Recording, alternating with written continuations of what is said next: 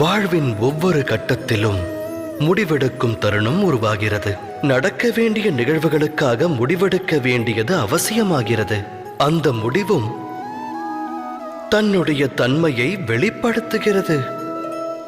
மானிடர் தம் வாழ்வில் எடுக்கும் முடிவு 2 விளைவுகளை விளைவிக்கும்.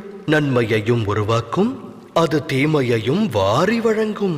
அது வேறொருக்கும் சக்தி படைத்தது. இன்னல் ஒன்று தோன்றுகையில் மனமானது சஞ்சலம் அடைகிறது. வேதனை மனதை வியாபிக்கிறது. முடிவெடுக்க வேண்டிய தருணம் யுத்தமாகிறது. மனித மனமானது யுத்த பூமியாய் மாறுகிறது. இக்கட்டான சூழலை போக்கும் உபாயத்தை மானிடர் தேடுவதில்லை.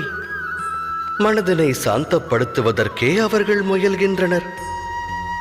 ஆனால் ஓடிக்கொண்டே உணவருந்த இயலுமா என்ன? இயலாது. யுத்த களமாய் மாறிய மனிதனின் மனதால் சுத்த முடிவை எடுக்க இயலுமா?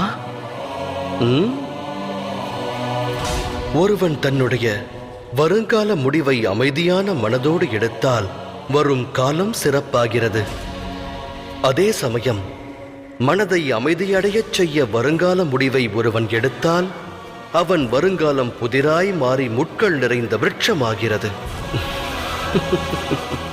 தாம் எடுக்க உள்ள முடிவு எது?